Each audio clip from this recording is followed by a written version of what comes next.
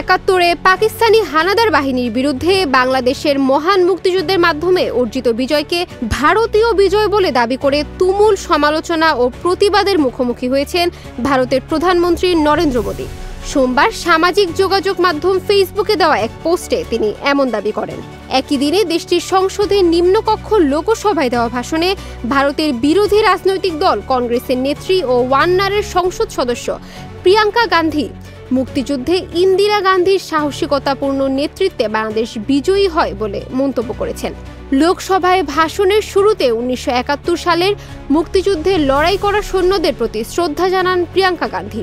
একই সঙ্গে মুক্তিযুদ্ধের সময় ভারতের তৎকালীন প্রধানমন্ত্রী ইন্দিরা গান্ধীর সাহসিকতাপূর্ণ নেতৃত্ব ও ভূমিকার কথা তুলে ধরেন তিনি। প্রিয়াঙ্কা গান্ধী বলেন, আজ বিজয় দিবস। প্রথমেই আমি স্যালুট জানাতে চাই সেই সব বীর সৈনিকদের যারা ৭১-এ আমাদের জন্য যুদ্ধ করেছিলেন। সেই সময় বাংলাদেশে যা ঘটেছিল সেই বিষয়ে বাংলাদেশের জনগণের, আমাদের বাঙালি ভাই বোনদের কথা কেউ শোনেনি। তিনি বলেন, সেই সময় ভারতের প্রধানমন্ত্রী ছিলেন ইন্দিরা গান্ধী। আমি তাকে স্যালুট জানাতে চাই। তিনি অত্যন্ত কঠিন পরিস্থিতিতেও সাহস দেখিয়েছিলেন এবং এমন নেতৃত্ব প্রদর্শন করেছিলেন যা দেশটিকে বিজয়ী করে। লোকসভার ভাষণে ভারতের রাজধানী নয়াদিল্লিতে দেশটির সেনাবাহিনীর সদর দপ্তরে ১৯৭১ সালে পাকিস্তানি সেনাবাহিনীর আত্মসমর্পণের মুহূর্তের দৃশ্যের একটি চিত্রকর্ম সরিয়ে ফেলার অভিযোগ করেন তিনি।